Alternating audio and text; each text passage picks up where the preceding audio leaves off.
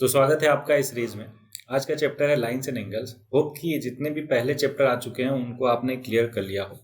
So lines and angle के basic के लिए मैंने उद्गम सीरीज में एक इसी नाम से चैप्टर बनाया था। आई होप कि उसको आपने अगर देख लिया हो। अगर देख लिया अच्छी बात है, नहीं देखा है तो एक बार देख लो। क्यों? क्योंकि बेसिक क्लियर हो जाएगा, ज़्यादा मजा आएगा। ठीक है, चलो कॉपी पेन आई होप कि लेकर बैठे हो और जो भी पॉइंट को मैं हाईलाइट करूंगा या बताऊंगा उसको नोट डाउन करते जाओगे। सच दे आपका नोट्स भी प्रिपेयर हो जाएगा और मस्त वाली प्रैक्टिस भी हो जाएगी जब हम एक्सरसाइज को सॉल्व करेंगे। चलो स्टार्ट करते हैं। बेसिक टर्म्स एंड डिफिनेशन समझते हैं। तो लाइन, सेगमेंट, रे और लाइन क्या होता है तीनों में बता चुका हूं। चलो एक बार फिर से रिवाइज कर लेते हैं। लाइन सेगमेंट की बात करें तो दोनों स्टार्टिंग पॉइंट और एंड पॉइंट दोनों होता है, इसको हम लाइन सेगमेंट बोलते हैं। रिप्रेजेंट करते हैं दोनों के ऊपर एक बार बना के। ठीक, वहीं पर अगर रे की बात करें तो एक एंडिंग पॉइंट होता है लेकिन दूसरा कोई भी एंडिंग पॉइंट नहीं होता है। एरो क्या रिप्रेजेंट करता है कि चलता जा रहा चलता जा रहा है, इसको क्या बोलेंगे हम? रे बोलेंगे। ओके, वहीं पे अगर लाइन की बात करें तो उसमें कोई भी एंडिंग और स्टार्टिंग पॉइंट नहीं होता, दोनों इनफाइनाइट तक चलते रहते हैं। एरो का मतलब वो चलता जा रहा है, राइट? तो इसको हम क्या बोलते हैं? लाइन बोलते हैं। अब इसको रिप्रेजेंट कैसे करते हैं? इसके ऊपर ऐसे लाइन का साइन बना के। होपफुली ये तीनों के तीनों टर्म आपको क्लियर हो गए हो, है ना? चलो अब ये सारे के सारे हम सिंबल को यूज नहीं करेंगे। लाइन को सिंपली हम small letter L M N से दिखाएंगे। जैसे ये दो लाइन हो गया, मान लो इस लाइन को एल बोल दिया, इस लाइन को एम बोल दिया, तो एल क्या रिप्रेजेंट कर रहा? लाइन एल और एम। ओके, आगे बढ़ते हैं। कोलिनियर पॉइंट क्या होता है? जैसा कि नाम ही लग रहा है, एक ही लाइन में हो। For example A B C, ये तीन पॉइंट हमने ले लिया, ठीक है, और तीनों अगर एक ही लाइन पे लाई करते हैं तो उनको कोलिनियर पॉइंट बोलते हैं। नॉन कोलिनियर जैसे इसका उल्टा, कि जो एक ही लाइन में लाई ना करते हो। एंगल सभी को पता है कि दो लाइन या लाइन सेगमेंट के बीच का, है ना, जो झुकाव होता है उसी को एंगल बोलते हैं, राइट? आर्म से सभी को पता है क्या होता है। इन दोनों को, जैसे अब यहाँ पे देख लो, ओ ए और ओ बी, है ना, दो क्या हो गए? लाइन सेगमेंट हो गए। तो ओ ए और ओ बी को आर्म्स बोलते हैं, इनके बीच में ही एंगल थीटा बनता है। और पॉइंट ओ को क्या बोलते हैं? वर्टिस। आई होप कि ये छोटी छोटी चीजें आपको क्लियर है। राइट एंगल मतलब 90 डिग्री, ऑब्ट्यूज मतलब greater than 90 degree, straight angle मतलब 180 डिग्री, रिफ्लेक्स एंगल आई होप कि आपको मालूम, तो 360 माइनस ओ एंगल कर देते हैं। फॉर एग्जांपल अगर जेड हमें चाहिए तो 360 माइनस जेड कर देंगे तो इसका रिफ्लेक्स आ जाएगा। ओके, और ऊपर एक बच गया, कौन सा? एक्यूट। आपको पता है कि लेस देन जो 90 होता है। तो ये छोटी छोटी चीजें हैं। होपफुली ये सारी चीजें आपको क्लियर ही होगा, है ना? तो चलो आगे बढ़ते हैं। एक्यूट एंगल क्या होता है? जो लेस देन मतलब 0 और 90 के बीच में हो। राइट एंगल एग्जैक्टली 90 होता है। और ऑब्ट्यूज क्या हो गया? Greater than 90 but less than 180, वो ऑब्ट्यूज हो गया। स्ट्रेट एंगल आपको मालूम 180, और रिफ्लेक्स एंगल जो 180 से 360 के बीच में हो, ठीक है, उसको क्या बोलते हैं? Reflex angle. कॉम्प्लीमेंट्री मैंने सी और एस से याद करवाया था आपको कि अगर सी आता है तो कॉम्प्लीमेंट्री का सम मतलब क्या होना चाहिए? 90 डिग्री। मतलब ऐसे दो एंगल जिनका सम 90 हो उनको कॉम्प्लीमेंट्री टू ईच अदर बोलते हैं। सप्लीमेंट्री के लिए मैंने बताया एस बाद में आता है, दैट्स वाई उनका सम क्या हो जाएगा? 180 डिग्री। तो ऐसे दो एंगल जिनका सम 180 डिग्री हो उनको सप्लीमेंट्री एंगल्स बोलते हैं। एडजेसेंट आपको मालूम है, अड़ोसी, पड़ोसी मतलब आसपास वाले लोग। यहाँ पे देखो एंगल डी बी सी और एंगल डी बी ए, दोनों के दोनों क्या हो गए? दोनों के दोनों एडजेसेंट एंगल हो गए, है ना? Angle A angle B. ठीक, चलो आगे बढ़ते हैं। लीनियर पेयर ऑफ एंगल आपको मालूम है कि जो एडजेसेंट एंगल होते हैं उनको लीनियर पेयर या फिर जिनका सम 180 डिग्री होता है। फॉर एग्जांपल यहाँ पे अगर एंगल ए और बी हुआ, इन दोनों को सम करके देखो क्या हो गया? 180 डिग्री। तो इनको लीनियर पेयर ऑफ एंगल बोलते हैं। ओके, वर्टिकली अपोजिट आपको मालूम है कि इसको क्या बोलते हैं? Vertically opposite angle.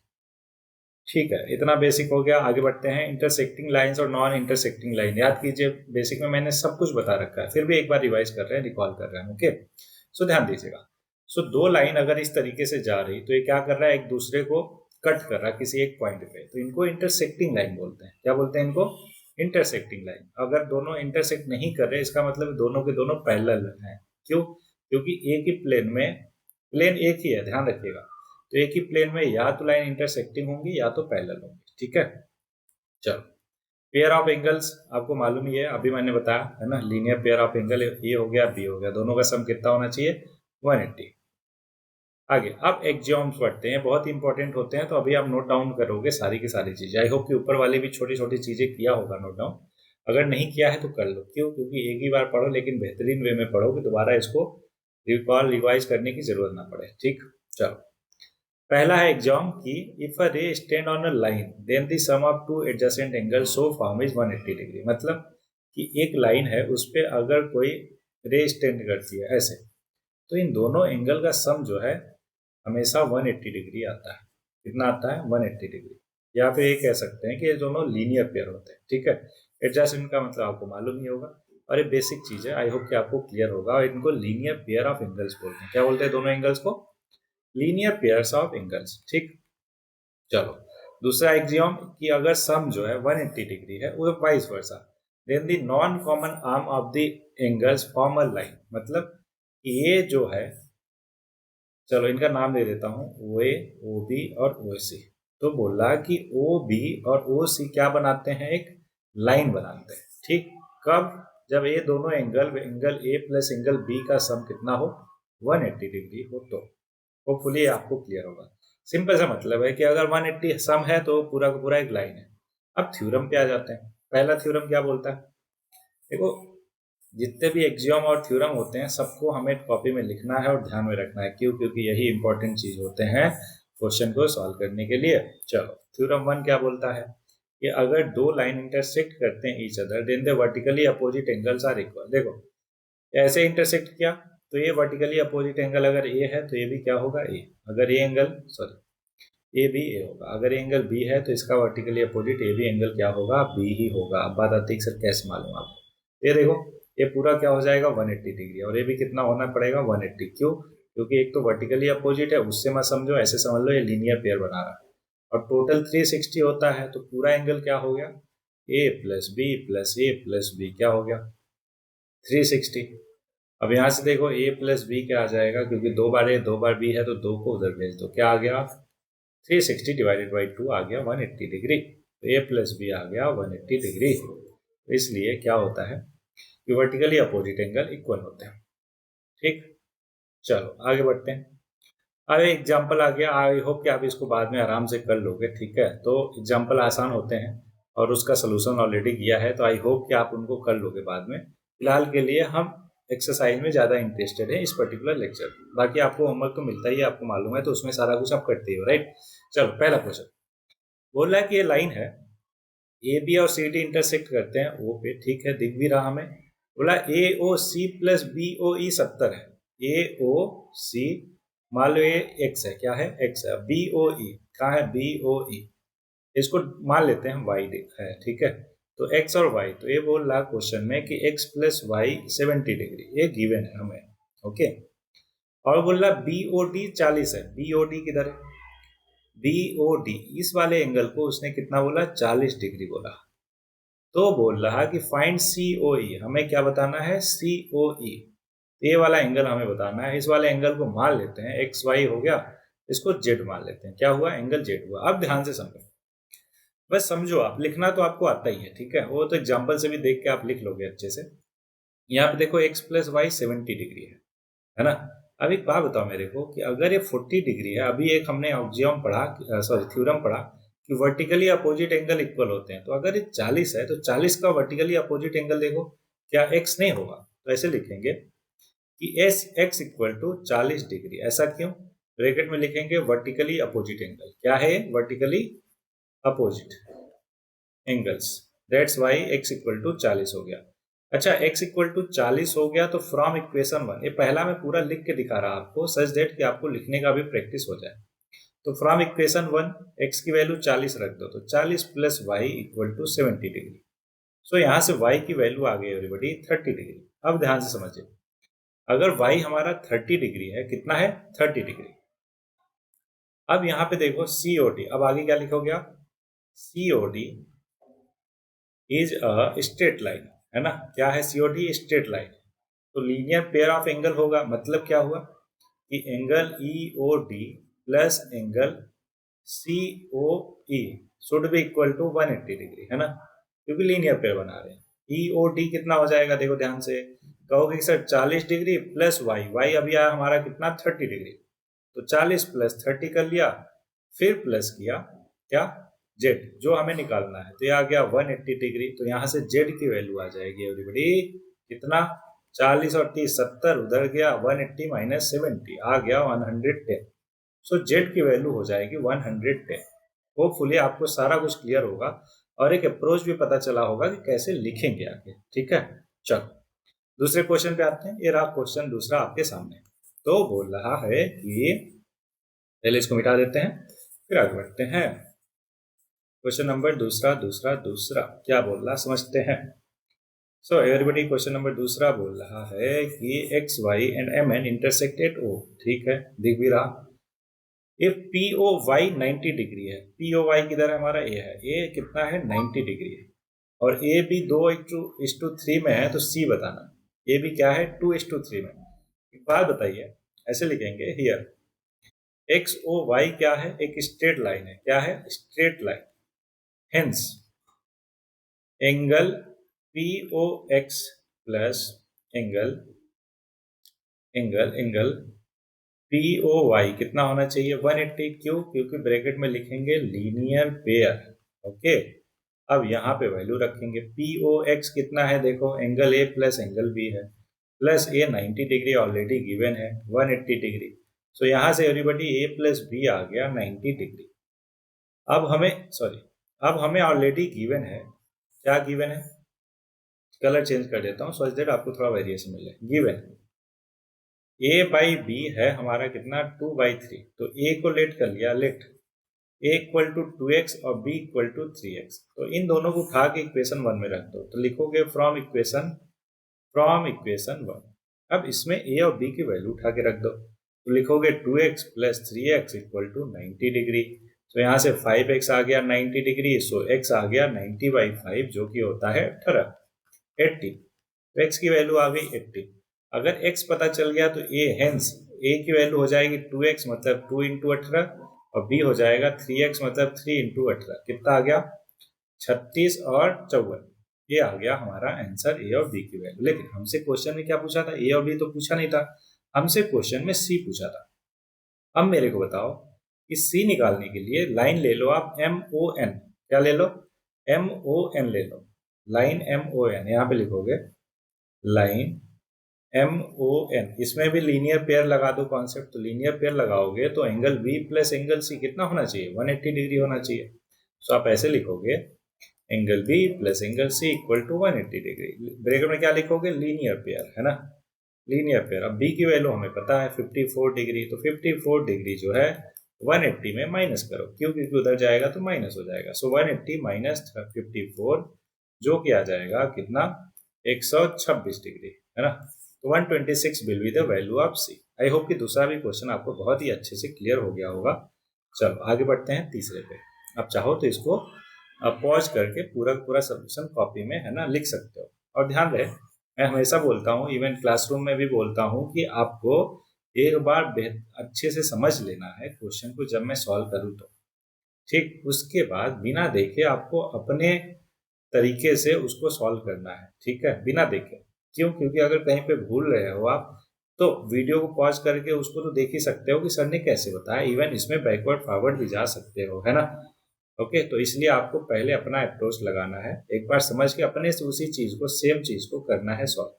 हो जाता है अच्छी बात है, अदरवाइज फिर वीडियो को पॉज कंटिन्यू करके आप देख सकते हो। ओके, चलो तीसरे क्वेश्चन पे बढ़ते हैं। ये रहा तीसरा क्वेश्चन आपके सामने, बहुत ही आसान क्वेश्चन। बोला है कि in figure P Q R P R Q के इक्वल है। P Q R P R Q मतलब अगर ये एक्स है तो ये भी क्या है एक्स है। तो बोला प्रूव करो कि P Q S P R T के इक्वल होगा। तो ये तो कॉमन सेंस ही से हो गया। देखो ये वाला एंगल क्या हो जाएगा 180 माइनस एक्स, कैसे पता, sir linear pair. Same way में पी आर टी क्या हो जाएगा 180 माइनस एक्स, सर कैसे पता, लीनियर पेयर। तो ये देखो दोनों के दोनों इक्वल है, नहीं बिल्कुल है। तो ये तरीके से हो गया तीसरा क्वेश्चन, खत्म। बस इसी को आपको जस्ट लिख देना है जो मैंने आपको बोला, है ना, उतना तो लिख ही लोगे आप, है कि नहीं। चलो नेक्स्ट क्वेश्चन पे आगे बढ़ते हैं। नेक्स्ट क्वेश्चन फोर्थ रहा ये आपके सामने। क्या बोल रहा है इसमें, बोल रहा कि अगर x plus y equal to W plus Z है तो प्रूव करो कि ए ओ बी एक लाइन है। अच्छा, लाइन के लिए क्या चाहिए हमें, ए ओ बी के लिए अगर लाइन है तो x प्लस वाई हमें दिखाना है 180 आना चाहिए। तो एक बात बताओ मेरे को कि एंगल ओ क्या है, एंगल ओ एक कंप्लीट एंगल है। कंप्लीट एंगल कितना होता है एवरीबॉडी 360। तो दैट्स वाई लिखेंगे x plus y plus Z plus W कितना आना चाहिए 360। अब ध्यान से मेरे को बताओ कि x प्लस वाई कितना है एवरीबॉडी, वो है डब्ल्यू प्लस जेड के इक्वल, या डब्ल्यू प्लस जेड कितना है, एक्स प्लस वाई है, तो क्या एक्स प्लस वाई उसको लिख सकते हैं, कैसे, ब्रैकेट में लिखोगे फ्रॉम गिवन, है ना, क्या लिखोगे, गिवन। अब मेरे को बताओ कि अगर 2 बार एक्स प्लस वाई 360 है तो एक्स प्लस वाई क्या हो जाएगा, 180। अच्छा, एक्स प्लस वाई 180 दिखा रहा है, इसका मतलब क्या हुआ, hence A O B is a straight line. क्यों, क्योंकि लीनियर पेयर बन गया ना, एक्स प्लस वाई अगर 180 है, ध्यान से देखो, एक्स प्लस वाई क्या है, या फिर इसको ऐसे लिख लो, है ना, B O C angle plus C O A equal to 180। तो ये ब्रैकेट में लिख दो linear pair, hence A O B is a straight line, खत्म। कितना आसान है कि नहीं। चलो अगले क्वेश्चन पे आते हैं, पांचवा क्वेश्चन, पांचवा मजेदार क्वेश्चन दिख रहा है ना, तो बढ़िया से करते हैं, डोंट वरी। चलो आगे बढ़ते हैं, आगे बढ़ते हैं, आगे बढ़ते हैं, पांचवा क्वेश्चन करते हैं। तो बड़ी पांचवा क्वेश्चन क्या बोल रहा, आराम से देखते हैं फिर बात करते हैं पांचवें क्वेश्चन की। ओके एवरीबॉडी, ये मिटाने में थोड़ा टाइम लग रहा है ना, इसका कोई अल्टरनेट निकालना पड़ेगा, नो प्रॉब्लम, देखते हैं। पांचवा क्वेश्चन एवरीबॉडी, बोला पी ओ क्यू, किधर है पांचवा, किधर है पांचवा, अच्छा 6.17 फिगर में, ठीक है। पी ओ क्यू देखो किधर है स्ट्रेट लाइन है, O R is perpendicular to the line, इतना तो एंगल 90 हो गया। Another ray lying between ray OP and OR prove that ROS को हमें ये एंगल थीटा को ये प्रूव करना है कि इक्वल होगा QOS माइनस POS। ओके ठीक है, बहुत ही आसान, कैसे करोगे ध्यान समझो, ये इस एंगल को मान लो थीटा है, ये वाला एंगल क्या हो जाएगा, आप कहोगे सर 90 माइनस थीटा, कैसे पता, क्योंकि POQ एक स्ट्रेट लाइन है और उसके बाद QOR 90 है तो ROP भी 90 होगा, और अगर एक थीटा है तो दूसरा जो बचा है वो 90 माइनस थीटा हो जाएगा। यहाँ तक क्लियर आपको। अब जो भी हमें प्रूव करने को बोला है उसका RHS ले लो, RHS ले लिया, चलो वैल्यू रखो सबकी, तो हाफ और QOS देखो, एंगल QOS कितना हो जाएगा, कहोगे सर 90 प्लस थीटा हो जाएगा, माइनस करो क्या, POS सामने दिख रहा, POS आपको कितना 90 माइनस थीटा, वेरी गुड, क्या करो सिंप्लीफाई कर दो, देखो 90 से 90 गया और माइनस माइनस प्लस थीटा, तो अंदर ओवरऑल क्या बचा, theta plus theta divided by 2, तो ऊपर 2 थीटा बाई 2, तो आ गया आंसर थीटा। अच्छा एक बात बताओ, थीटा को ही तो हमने अभी क्या बोला, ROS बोला है कि नहीं, तो बताओ, LHS लेकर चले थे, RHS पे पहुंच गए, इसलिए हमारा एक क्वेश्चन हो गया प्रूव, बस खत्म, इतना ही करना है आपको। Okay okay, next question everybody, question number 6, ध्यान से देखिएगा, बोला it is given that X Y Z कितना है 64 डिग्री, ठीक है, और X Y is produce to point P, draw a figure from the given information, if ray Y Q ऐसा ऐसा ऐसा ऐसा, तो रिफ्लेक्स बताना है इसका, चलो बना लेते हैं जैसा जैसा बोल रहा है, ठीक है। क्वेश्चन नंबर 6 पे ध्यान दीजिए एवरीवन, क्या बोल रहा, क्या बोल रहा है, करते हैं वन बाई वन। बोल रहा है एंगल एक्स वाई जेड 64 है, बना लेते हैं, एक्स हो गया, वाई हो गया, जेड हो गया, ये हो गया एक्स वाई और जेड, ये है 64 डिग्री। ओके, आगे बोल रहा X Y is produce to point P, X Y को प्रोड्यूस किया हमने, कलर चेंज कर लेते हैं सो दैट आपको एकदम बढ़िया से क्लियर हो, इसको हमने और एक्सटेंड कर लिया पॉइंट पी तक, ठीक है। Draw a figure from given information कर लिया ड्रॉ। आगे बोला if ray Y Q, Y और क्यू किधर है, Y Q bisect Z Y P, ये वाई क्यू है बाइसेक्ट करता है जेड वाई पी, मतलब इस पूरे एंगल को, बाइसेक्ट का मतलब क्या हुआ, आधा आधा कर दे, तो मान लो पूरा angle Y Z Y P, let ऐसे लिख देता हूँ सच दैट आप कंफ्यूज ना हो, जेड वाई पी लेट कर लिया, वो थीटा है, तो अगर वो बाइसेक्ट कर रहा तो क्यू वाई पी और क्यू वाई जेड क्या हो जाएगा, theta by two, theta by two हो जाएगा, ठीक है। Okay, then X Y Q and then find X Y Q, हमें बताना है, क्या बताना है, एक्स वाई क्यू और reflex of Q Y P. एक बात बताओ मेरे को, पहले तो थीटा निकाल लेते हैं, ठीक है, फिर बाकी चीजें निकालेंगे, ध्यान दीजिएगा यहाँ पे, हियर एक्स वाई पी क्या है, स्ट्रेट लाइन है ना, हेंस तो ये क्या हो जाएगा, X Y Z plus Z Y P, इन दोनों का सम 180 होना चाहिए, क्यों, ब्रैकेट में आप लिखोगे लीनियर पेयर है कि नहीं, चलो वैल्यू रखो, वैल्यू रखोगे तो ये बन जाएगा 64 degree plus theta is equal to 180 degree. So यहाँ से सॉल्व करके थीटा आ गया एवरीबॉडी 116 डिग्री। अब देखो थीटा आ गया तो थीटा बाई 2 कितना आ जाएगा, इसका आधा करो 58 डिग्री, है ना। अब हमसे पूछा था एक्स वाई क्यू, तो देखो एक्स वाई क्यू क्या हो जाएगा, 64 प्लस 58, है ना। तो एंगल एक्स वाई क्यू हो जाएगा 64 प्लस 58, कितना आ गया, 8 4 12, 6 5 11, 112 डिग्री। ओके। अब अगला पूछा हमसे Q Y P, angle Q Y P का रिफ्लेक्स, ध्यान रहे रिफ्लेक्स पूछा है, तो रिफ्लेक्स के लिए हमें मालूम है कि 360 में माइनस कर देते हैं क्यू वाई पी को। देखो क्यू वाई पी कितना है 58 डिग्री, क्यों, क्योंकि थीटा बाई 2 है, 58 डिग्री माइनस कर दिया तो आ गया कितना 302, कितना 302 degree. This is your final answer. I hope कि आपको बहुत ही अच्छे से 1 से लेकर 6 तक एक एक क्वेश्चन क्लियर है। ठीक, चलो शाबाश, आगे बढ़ते हैं।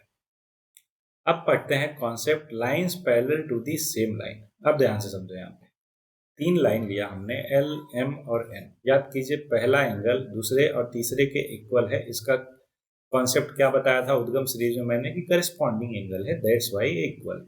और इसका वाइस वर्सा भी, कि अगर ये तीनों एंगल इक्वल हैं इसका मतलब ये तीनों लाइन क्या है, पैरेलल है, या फिर तीनों लाइन पैरेलल हैं तो ये तीनों एंगल इक्वल होंगे। आप समझ गए ना, वाइस वर्सा। इसी को थ्योरम बना दिया। और थ्योरम 6.6 क्या बोलता है, ध्यान दीजिएगा कि अच्छा ये थ्योरम 6.6 पे कैसे हम आ गए, इससे पहले बाकी कितने किए थ्योरम देख लेते हैं एक बार। आई डोंट थिंक कि ज्यादा किए हैं हमने, है ना, 2 3 देखा ही हमने बस। ये देखो थ्योरम 6.1 किया, उसके बाद डायरेक्ट आगे किस पे, थ्योरम 6.6 पे। बाकी जो है, इसलिए मैं बोलता हूँ कि ईयर वाइज ईयर क्या हो रहा है, आपका सिलेबस बहुत ज़्यादा रिड्यूस हो रहा है और बहुत ज़्यादा आसान भी हो रहा है। तो आप लोग बहुत ही लकी हो। और पहले पहले तो इतने सारे कॉन्सेप्ट थे कि मज़ा ही आ जाता था। मतलब एज ए स्टूडेंट तो मज़ा नहीं आता था, लेकिन एज ए टीचर हमें पढ़ाने में बहुत मज़ा आता था। इतने सारे कॉन्सेप्ट, अच्छी अच्छी चीज़ें जब एक्सप्लेन करने को मिलती है ना, तो मज़ा आता है एज ए टीचर हमें, है ना, एज अ फन लगता है। लेकिन वहीं पर अगर जिस बच्चे को समझ नहीं आती ना, उसके लिए तो ये आप समझो कि बहुत ही ज़्यादा दिक्कत वाली बात है। अरे सर अब मज़ा आ रहा है ना, हम तो चाहते हैं कि कैसे कम से कम सिलेबस रहे, है ना। लेकिन अगर आपको पढ़ाई में इंटरेस्ट है ना, और चैप्टर में मज़ा आता है, तो आपको भी लगता है कि यार क्यों इतना जल्दी कम चैप्टर कंप्लीट हो गया, अभी तो और करना चाहिए था, है ना। जैसे कोई अच्छी मूवी देख रहे हो, वेब सीरीज देख रहे हो, तो ऐसा लगता नहीं कि यार और होना चाहिए था, है ना, मज़ा आ रहा है, इतना बढ़िया सीरीज या मूवी था। सेम वे में पढ़ाई भी है, हालांकि वो अगर इंटरेस्टिंग बने तो। होपफुली मैं थोड़ा बहुत आपको इंटरेस्टिंग बना रहा हूँ मैथ्स को। Let's see for next theorem, जो कि है 6.6। क्या बोलता है, line which are parallel to the same line are parallel to the each other. मतलब क्या हुआ इसका, इसका मतलब ये हुआ कि एक लाइन अगर दूसरी लाइन के पैरेलल है और दूसरी लाइन तीसरी के है, तो पहली और तीसरी क्या होगी, पैरेलल होगी। ठीक, चलो इसको अप्लाई करके हम एक एक्सरसाइज सॉल्व करते हैं। तो ये रहा एक्सरसाइज, एग्जाम्पल तो आप ऑब्वियस है कर ही लोगे, है ना। तो अगला ये रहा 6.2 एक्सरसाइज। बोल रहा पहला क्वेश्चन कि अगर ए बी सी डी के पैरेलल है, सी डी ई एफ के पैरेलल है, मतलब इस ए तीनों की तीनों लाइन आपस में पैरेलल है। क्यों, क्योंकि मैंने बताया आपको ना कि अगर बी मतलब एल एम और एन, अगर एल एम के पैरेलल है और एम एन के पैरेलल है, इसका मतलब क्या हुआ, एल एन के पैरेलल होगा। वो आपने देख लिया, हमने देख लिया, है ना।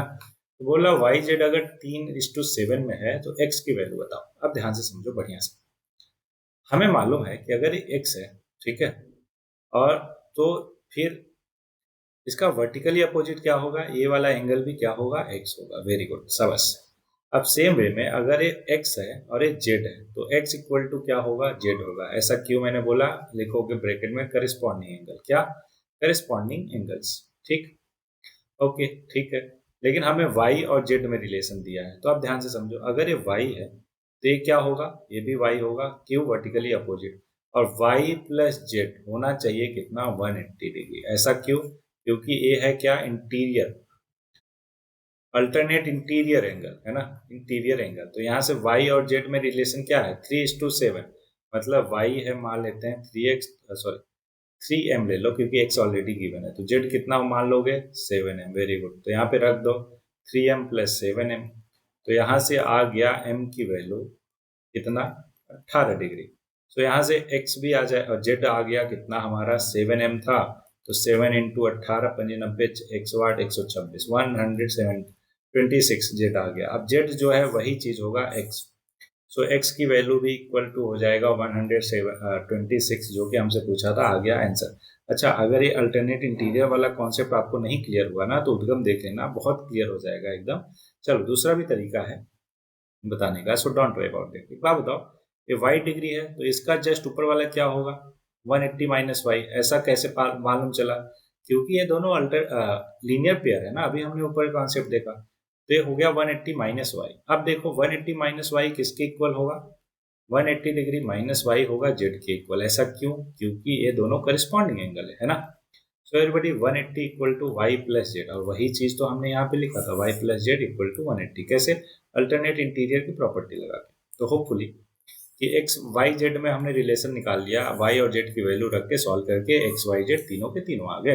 कैसे आया आपको दो दो तरीके से समझा दिया, बता दिया। आगे बढ़ते हैं नेक्स्ट क्वेश्चन। दूसरा बोल रहा कि ए बी सी डी के पैरेलल है ना, ठीक है, और ई एफ सी डी के परपेंडिकुलर है। ई एफ कहाँ है? ई एफ सी डी के परपेंडिकुलर है, मतलब ये एंगल हो गया 90 डिग्री। आगे बोला है जी ई डी, कहाँ है जी ई डी? जी ई डी ये पूरा है 126, उसमें से 90 गया तो बचा कितना, 36। तो ये एंगल 36 कह सकते हैं हम, बिल्कुल कह सकते हैं। हमें बताना है ए जी ई, कहाँ है ए जी ई? तो ए जी ई बताना है, इस वाले एंगल को हमें बताना है। आगे जी ई एफ, जी ई एफ वो तो हमने दिखाई दिया कि 36 होगा, ओके। एफ जी ई किधर है? एफ जी ई, हाँ ये है एफ जी ई, ये पर्टिकुलर एंगल बताना। एक बात बताइए, अगर ये दोनों line A B parallel to C D और ई एफ परपेंडिकुलर है सी डी के, तो क्या ई एफ परपेंडिकुलर होगा ए बी के? कहोगे सर बिल्कुल होगा। क्यों? क्योंकि ए बी और सी डी पैरेलल है, इसलिए ए बी एंगल कितना हो जाएगा एवरीबॉडी? 90 डिग्री। सबस क्यों? क्योंकि ये 90 डिग्री है ना। तो या फिर ऐसे बोल सकते हो आप कि 90 डिग्री ये है तो ये भी क्या होगा? 90 डिग्री। तो अब बताओ मेरे को कि 90 प्लस 36 कितना हो जाएगा? 126। तो 180 में से, क्योंकि एंगल, चलो मैं लिख ही देता हूँ थोड़ा बहुत, एंगल ई जी एफ क्या हो जाएगा एवरीबॉडी? ये हो जाएगा 180 माइनस 90 प्लस 30। कैसे पता? Angle sum property of a triangle है ना। सॉल्व करेंगे एवरीबॉडी, तो 180 माइनस 126, ठीक है, आ जाएगा 54। 5 2 7 1 8, ठीक है, 54 डिग्री। ये हो गया आंसर। अच्छा, इसी तरीके से अगर आपको हमसे क्या पूछा था, ए जी ई बताना हो, तो एक बार बताओ, ये क्या हमने क्लास 8 में पढ़ा था, मतलब उद्गम सीरीज में पढ़ा था कि ये जो बाहर वाला एंगल है ना, exterior angle of a triangle is equal to sum of interior angle. तो 90 प्लस 30 डिग्री आ जाएगा 126। या दूसरा तरीका, ये देखो अंदर वाला चीज कितना था, 54, तो बाहर वाला क्या हो जाएगा लीनियर पेयर से, 180 माइनस 54 है ना। ऐसे भी कर सकते हो, तो कितने भी तरीके से आप कर सकते हो इस पर्टिकुलर क्वेश्चन को। होपफुली आपको बहुत अच्छे से होगा क्लियर, ठीक। चलो, अगर क्लियर है तो अगले क्वेश्चन पे बढ़ जाते हैं, है ना। अगला क्वेश्चन बोल रहा है कि पी क्यू एस टी के पैरेलल है ना। पी क्यू जो है एस टी के पैरेलल है। पी क्यू आर है 110, ठीक है, गिवन है 110, सबस। आर एस टी है 130, ये भी यहाँ पे 130। क्यू आर एस बताना है, क्या बताना है? क्यू आर एस, इस वाले एंगल को बताना है, ठीक है। हम क्या करेंगे, सिंपली बोल रहा है कि draw a line parallel to S T through point R, है ना। उसको रहने दो, हम ऐसे ड्रॉ कर लेते हैं, पी क्यू को ही एक्सटेंड कर लेते हैं। जैसे पी क्यू को एक्सटेंड करोगे, एक बात बताओ मेरे को, अच्छा एक्सटेंशन अब सही लग रहा आपको? नहीं लग रहा, थोड़ा टेढ़ा हुआ ना, तो फिर से कर लेते हैं, क्या दिक्कत है, फिर से करते हैं बड़ी। ओहो, हाँ ठीक है अभी तो, है ना। चलो अब एक बात बताओ, इसको हम मान लेते हैं एक क्यू है, P Q R S T you, और ये वी हो गया, ठीक है। अब मेरे को बताओ कि अगर P Q parallel to S T है, तो पी क्यू का ही एक्सटेंशन तो यू वी है, तो यू वी के भी पैरेलल ही होगा, ओके। और अगर यू वी एस टी के पैरेलल है ना, और एंगल टी एस यू कितना है, 130 डिग्री, तो एंगल वी यू आर भी कितना होगा, 130 डिग्री। ऐसा क्यों? क्योंकि करस्पॉन्डिंग एंगल है कि नहीं। अच्छा, अगर ये 130 डिग्री होगा एवरीबॉडी, तो अंदर वाला एंगल कितना होगा? कहोगे सर 50, कैसे आया? ये आएगा 180 माइनस 130। ऐसा कैसे? लीनियर पेयर है कि नहीं। तो ये आ गया 50 डिग्री अंदर वाला। सेम वे में यहाँ पे देखो पी क्यू आर कितना है, 110। तो ये आर क्यू और यू, आर क्यू यू कितना हो जाएगा अंदर वाला, तो कहोगे कि सर 180 में से माइनस कर दो, क्यू क्योंकि लीनियर पेयर है, तो ये आ गया 70 डिग्री, है ना।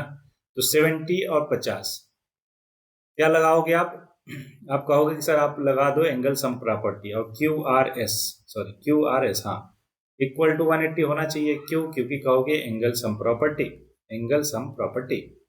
तो यहाँ से एंगल क्यू आर एस क्या आ जाएगा, 180 डिग्री माइनस 50 60 120 आ गया 60 डिग्री। सो ये एंगल कितना आ जाएगा, क्यू आर एस 60 डिग्री आ जाएगा।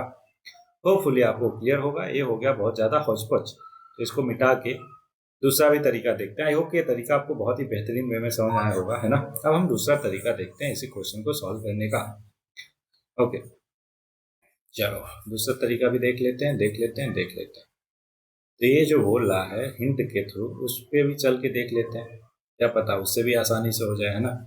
चलो देखते हैं। ओके एवरीबॉडी, एक बार थोड़ा सा मिटा लेता हूँ इसको, फिर आगे बढ़ते हैं। नाइस।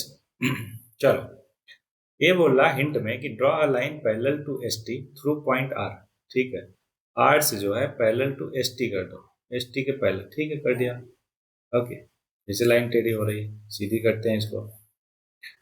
ओहो, ओहो, फिर से टेढ़ी हो गई, क्या ही हो रहा, एक मिनट को।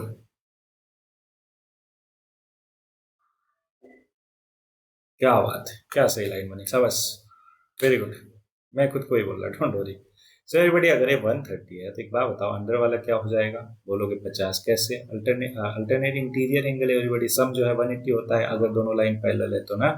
तो एस टी था तो R P Q R S T U भी कर देते, आर यू। तो यहाँ पे लिखेंगे R U parallel to S T, hence angle S R U हो जाएगा 180 माइनस 130। क्यों, क्योंकि अल्टरनेट इंटीरियर एंगल है, उन दोनों का सम क्या होना चाहिए, 180 होना चाहिए, क्यों पैरेलल है। ये 50 हो गया। अब मेरे को बताओ कि अगर ये 50 आ गया, यहाँ से क्या फायदा हुआ हमें, यहाँ से कुछ तो फायदा होना चाहिए ना। अच्छा ठीक है, हाँ हो तो गया। अगर ये 50 है तो इसको हम एक्सटेंड कर देते हैं, तो 110, तो ये अंदर वाला क्या हो जाएगा, 70 हो जाएगा। 50 70, तो फिर बीच वाला जो एंगल आर है वो 60 होना चाहिए, क्यों, क्योंकि तीनों का सम 180 होता है। क्लियर हुआ कि नहीं आपको, एक बार फिर से 110 है तो इसके बाहर वाला, मतलब कि इसी को अगर एक्सटेंड कर दें हम आर यू वाली लाइन को, तो ये 110 है तो ये वाला एंगल क्या होगा, 70। क्यों, फिर से भाई अल्टरनेट इंटीरियर, सम जो है 180 होना चाहिए, क्यों, क्योंकि दोनों लाइन पैरेलल हैं। ओके, अगर ये 70 हुआ ये वाला एंगल, तो ये 50 है। अब ये तीनों के तीनों एंगल का सम 180 होना चाहिए, ऐसा क्यों, क्योंकि ये लाइन पूरा का पूरा एक लाइन है कि नहीं। तो बीच वाला कितना आ गया, 60। तो एवरीबॉडी दो तरीके से हमने कर लिया। आई होप कि दोनों तरीका आपको बहुत ही अच्छे से क्लियर होगा। चलो, अगर क्लियर है नेक्स्ट क्वेश्चन पे आ जाते हैं।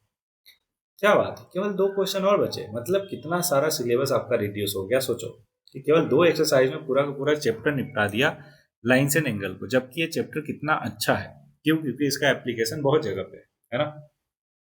कोई बात नहीं, फिलहाल के लिए जो है उसी को करते हैं और ज़्यादा हम नहीं बोलते हैं, अदरवाइज आप बोलोगे कि सर आपको क्या ही, है ना, मज़े आ रहे हैं ये बोलने में, हमारी तो ऐसे भी हालत ख़राब है, इतना ही 2 ही एक्सरसाइज करने में। So don't worry about that everybody, मज़े लेकर पढ़ो, सारी चीज़ें आसान लगेगी, है ना, और लगेगा कि यार थोड़ा सा और एक एक्सरसाइज होना चाहिए था। चलो कोई बात नहीं, फोर्थ वाले क्वेश्चन पे आते हैं। बोला अगर ए बी सी डी के पैरेलल है, कहाँ है ए बी, अच्छा ए बी इधर है, सी डी के पैरेलल है। ओके, ए पी क्यू है 50, ए पी क्यू दिख रहा, कहाँ दिख रहा, क्यू, हाँ ए पी क्यू 50 है। पी आर डी है 127, ठीक है। एक्स और वाई बताना है, देखो कितना आसान, एक्स और वाई बताना है हमें, है कि नहीं। ये दोनों के दोनों क्या है, पैरेलल है। अब एक बार बताओ मेरे को, अगर ये 127 है तो अंदर वाला क्या हो जाएगा, 180 में से तुरंत माइनस कर दो और रीजन क्या दोगे, सर लीनियर पेयर, है ना। तो ये आ जाएगा 5 2 7 53 डिग्री। Okay very good. अच्छा, अगर ये 53 डिग्री है तो ये वाला क्या होगा, ये भी कहोगे आप सर 53 होगा, क्यों, क्योंकि अल्टरनेट पे है और इंटीरियर है ना। ओके सॉरी, हाँ अल्टरनेट इंटीरियर है तो इसलिए ए 53 ए भी 53। ऊपर वाला जो मैंने बताया वो अल्टरनेट इंटीरियर नहीं था, उसको कुछ और बोलेंगे। आप कॉन्सेप्ट तो समझ गए ना, होपफुली वो क्लियर होगा आपको, है ना। चलो, अगर ये 53 है तो ये भी क्या होगा, 53 सा बस। और अगर ये x है ना, तो ये वाला कितना होगा, ये भी x होना चाहिए, मतलब अगर ये 50 है तो ये भी x क्या होना चाहिए, 50 होना चाहिए। ओके, अच्छा ये सारा कुछ क्यों हो रहा है आप समझो इसको। कि अगर मैं इसको एक्सटेंड करूं तो अगर ये 50 है तो ये भी क्या होगा, 50 होना चाहिए, है ना। क्यों? क्योंकि करस्पॉन्डिंग एंगल से। अगर ये 50 है तो इसका वर्टिकली अपोजिट भी ये 50 होना चाहिए। आपको क्लियर हुआ ऐसा क्यों हुआ? चलो उल्टा चलते हैं। अगर ये 50 है तो इसका वर्टिकली अपोजिट क्या होगा, 50। अब अगर ये 50 है तो ये भी क्या होगा, 50। क्यों? क्योंकि करस्पॉन्डिंग एंगल। ओके, तो देखो दो एंगल तो हमें पता चल गया, क्या? 53 और 50। तो y क्या हो जाएगा, y प्लस 50 प्लस 53 करने पे कितना आना चाहिए, 180। कैसे पता?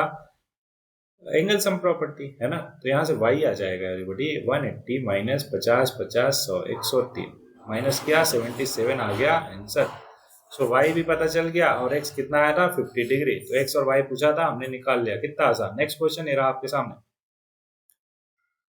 तो बोल रहा है कि एक फिगर दिया है, PQ और RS are two mirror place parallel to each other. PQ और RS दोनों क्या है, एक दूसरे के पैरेलल है। और एक इंसिडेंट रे है, AB strike the mirror PQ at point B, ठीक है। Reflected ray moves along the path BC and strike the mirror RS at C, okay. Again reflected back along CD। हमें prove करना है कि AB CD के parallel है, okay.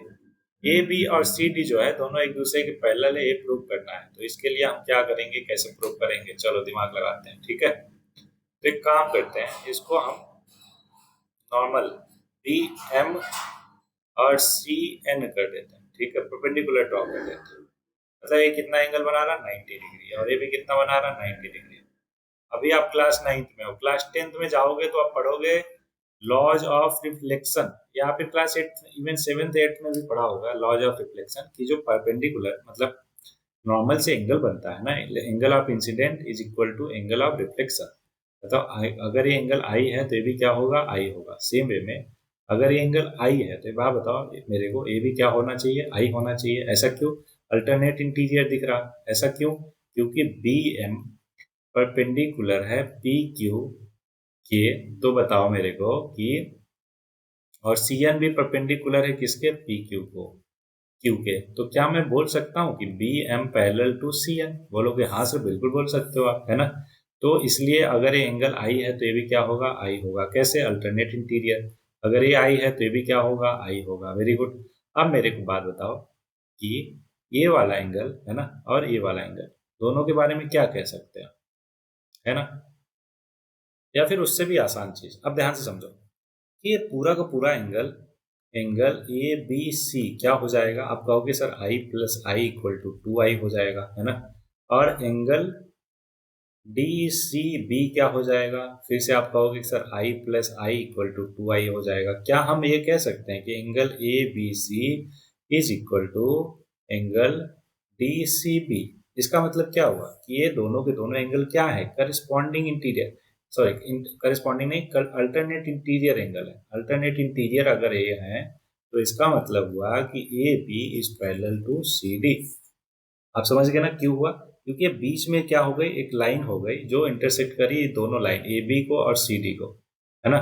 और ए वाला एंगल और इस वाले एंगल का क्या हो गया, अल्टरनेट इंटीरियर हुआ, दोनों इक्वल है। That's why we can say that line A B is parallel to line C D. Clear हो रहा ना आपको? एक बार देख लो अच्छे से। ए बी को ऐसे एक्सटेंड कर दिया, सी डी को ऐसे एक्सटेंड कर दिया, है ना। और बीच में एक ट्रांसवर्सल लाइन हो गई, और ये वाला एंगल इस वाले एंगल के इक्वल है, मतलब alternate interior angle equal. That's why line A B is parallel to line C D. Hopefully आपको बहुत अच्छे से क्लियर हो गया होगा। सो एनीबॉडी, इतना ही था, है ना। अनफॉर्चुनेटली इतना ही था, दो ही एक्सरसाइज में पूरा का पूरा चैप्टर निपट गया आपका। आई होप कि एक एक क्वेश्चन, एक एक कॉन्सेप्ट आपको होगा क्लियर। अब क्या करना है आपको, देखो एकदम सिंपल सी चीज है। दैट्स वाई आपको एकदम बढ़िया से पूरा का पूरा चैप्टर कर लेना है। उसके लिए कुछ होमवर्क मैं देता हूँ, उसको कंप्लीट करना है आपको। पहला होमवर्क कि एनसीईआरटी अभी जो हमने कंप्लीट किया आपके सामने ना, उसका एग्जाम्पल और एक्सरसाइज के सारे क्वेश्चन आपको फिर से करने हैं अपनी कॉपी में बिना देखे, ठीक है। दूसरा काम क्या करना है, एनसीईआरटी की एग्जाम्पलर को डाउनलोड करो, अगर है तो बहुत अच्छा, नहीं तो डाउनलोड कर लो, ऑनलाइन मिल जाती है इजीली। उसके सारे क्वेश्चन कर डालो। तीसरा, अगर इन दोनों को कर लिया आपने बहुत अच्छे से, तो फिर उठाओ आरटी शर्मा लेटेस्ट वाली। क्यों? क्योंकि पुराने में पुराने कॉन्सेप्ट पे बेस्ड क्वेश्चन मिलेंगे, नहीं कर पाओगे, आपका मोटिवेशन कम होगा। नहीं, आरटी शर्मा लेटेस्ट वाली, जिसमें इस सिलेबस के अकॉर्डिंग क्वेश्चन और उसके सारे क्वेश्चन कर डालो। अदरवाइज पुरानी अगर आपके पास है तो ध्यान रहे कि वही क्वेश्चन करना जो हमने कॉन्सेप्ट पढ़ा इस एक्सरसाइज में, सॉरी इस चैप्टर में, ठीक है। तो अगर इन तीनों को आप अच्छे से कर लेते हो ना, तो आप समझो कि इस चैप्टर में, है ना, एक बेहतरीन लेवल पे आप पहुंच जाओगे बाकियों के औरों के कंपैरिजन। तो इसी के साथ इस वीडियो में इतना ही, बाकी किसी नए लेसन में मिलेंगे। आई होप कि एक ही शॉट में पूरा पूरा चैप्टर आपको बहुत ही बेहतरीन वे में क्लियर हो रहा होगा। कहीं पे कोई भी डाउट अगर आता है आपको तो तुरंत कमेंट बॉक्स में कमेंट करना है। कहीं से भी कोई भी क्वेश्चन आपको मिले, जो भी हम चैप्टर कर रहे हैं ना उससे रिलेटेड कोई भी क्वेश्चन कहीं से भी मिले तो आपको तुरंत पूछना है, डिस्कस करना है और सारी की सारी आपकी क्वेरीज को, डाउट्स को सॉल्व किया जाएगा। ओके, तो इन्हीं शब्दों के साथ इस लेक्चर के लिए बस इतना ही। मिलते हैं नए लेक्चर में, तब तक के लिए पढ़ते रहिए, आगे बढ़ते रहिए।